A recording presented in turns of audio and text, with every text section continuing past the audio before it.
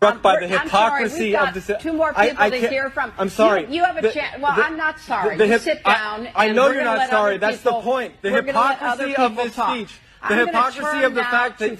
What do you have? Can you please make a statement about President Joe Biden's speech? This is a clearly warmongering speech. President Joe Biden is calling for $100 billion of funding for Israel, Taiwan, and Ukraine, and we're supposed to just bundle these together and pretend like we're going to rush to World War III, and we're all just going to let Hillary Rodham Clinton sit here.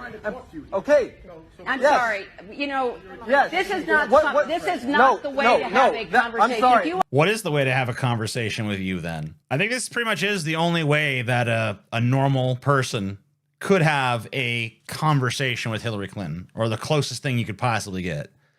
Because there's no way that any person who holds the opinions that that Joe Biden's $100 billion pro-war package is, like is basically what it is, which is what I just described it as, a pro-war package. That Joe Biden is a warmonger, that Joe Biden wants to spread conflict and chaos, that America once again is trying to assert itself through proxy wars and putting its thumbs on the scales of geopolitics and so on and so forth. Anybody who believes all that stuff, or some of that stuff, what are the odds that they're going to be able to really sit down with Hillary Clinton and have a conversation? So this dismissal of him by saying this is not how you have a conversation is totally bogus. There is no way to sit down and have a conversation with Hillary Clinton about this stuff. If you're a billionaire and you hold these beliefs, then maybe you could sit down and talk to her, and she would figure out the right series of words and sounds to make to please you on the issue, or at least make you feel as if you've been listened to, because she is a politician. But if you're just a guy in an audience somewhere, then this is what you're going to get.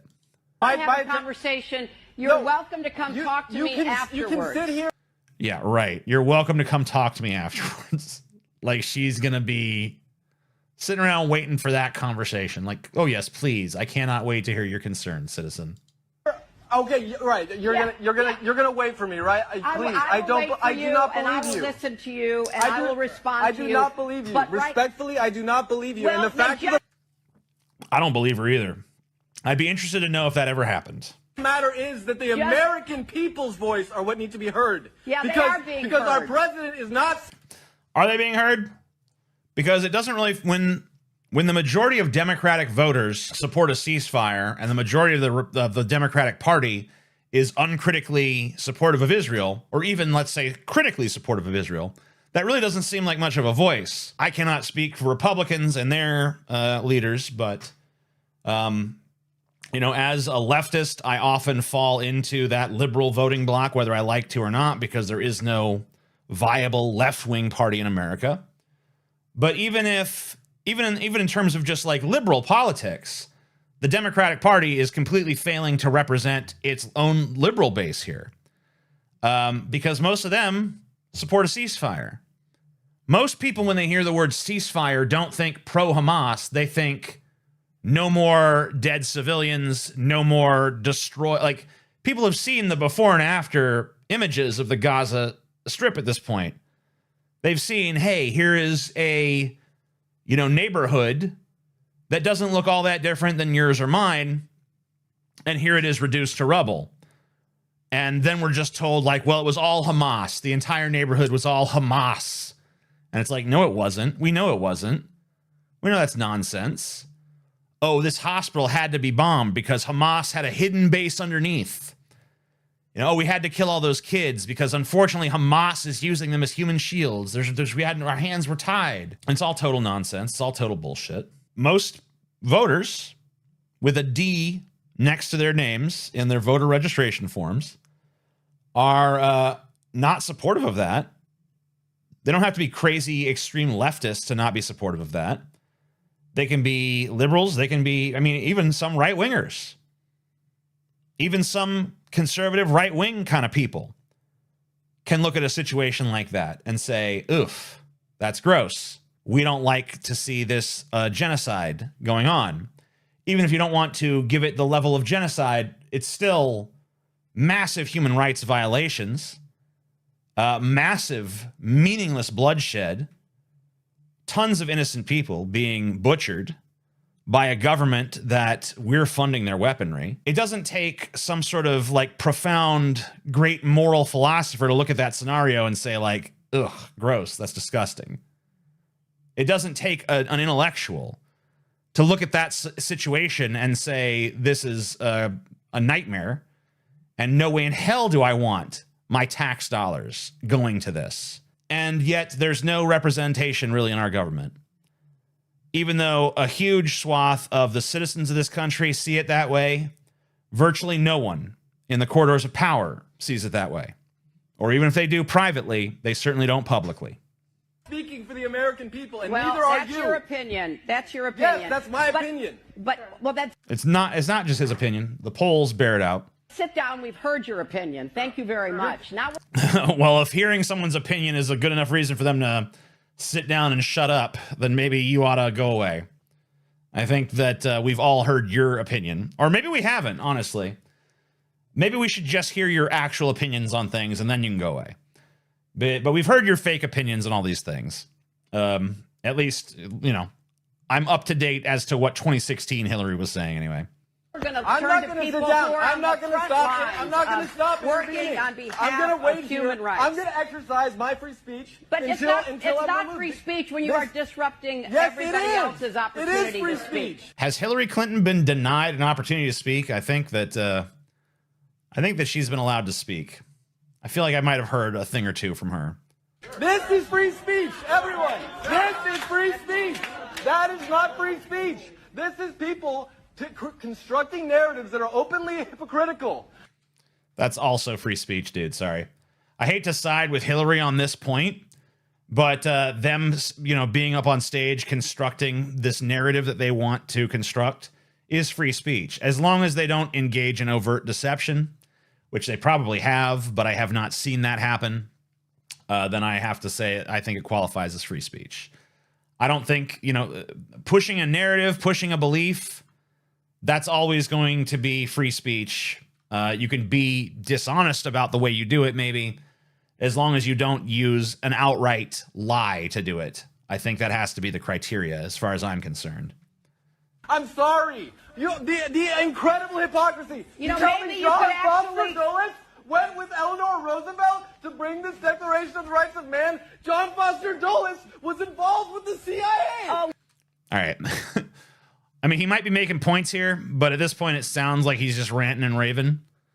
I think he probably should have stuck more directly with the topic at hand instead of, like, I feel like he's throwing a lot of shit at the wall at this point.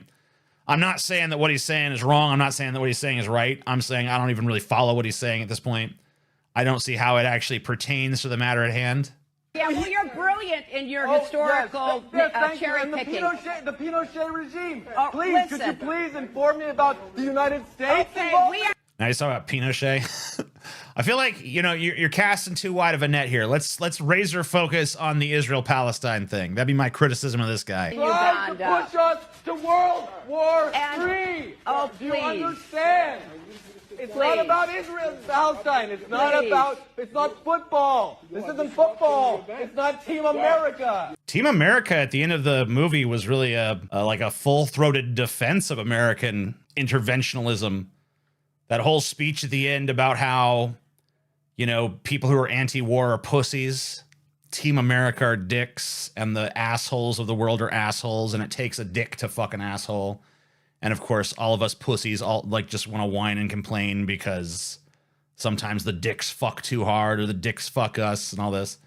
Like, that movie ultimately was pro-America.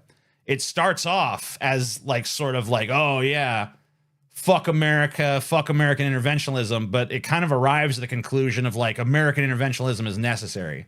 So I don't know if I'd bring up Team America, but maybe the media literacy of this dude isn't that great. I also think it's kind of weird that he's trying to conflate this to a World War III place. I think that sort of hyperbole is a good way to be taken less seriously, coming from a guy wearing fucking, you know, eye makeup and a phony crown and stuff. But like, you know what I mean?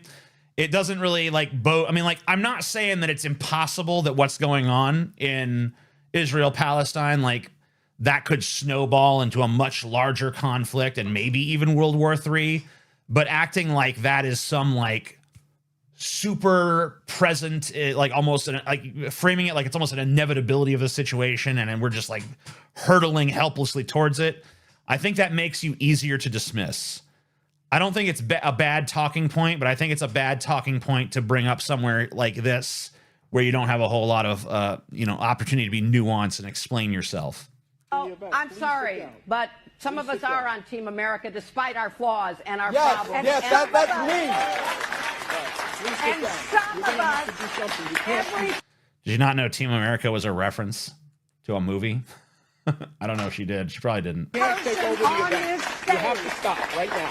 You have to stop. Or what? Wait, I'm going to exercise my Every person on this stage has risked their life, their income, their reputation, their careers, and what have you done other than stand up and disrupt? I need you to I report my records and these women's records and Frank's records against you any day of the year. I'll respond. Who the fuck is that, and what the fuck is she talking about? I think that bitch just took a big old fucking bong hit and then thought she was making some kind of like barn burning speech there. Everyone on this stage has risked their lives and their careers, and I put them up against you in a day. Actually, that's not a bong hit rant. That's a fucking drunk rant. That bitch is drunk. Get her off the stage. What I have done is I have asked Hillary Rodham Clinton to denounce the president's openly warmongering, suicidal, idiotic speech. And I've given my answer. I will not do that. So that's the end of our conversation. Okay, but I'll still meet you outside. But you're done right now. Okay. I'm gonna meet you in the parking lot, bitch. Frank has... I'll meet you outside. I'm coming to beat your fucking ass. Yeah, Hillary really gave up a lot to be there, you know? She sacrificed for sure.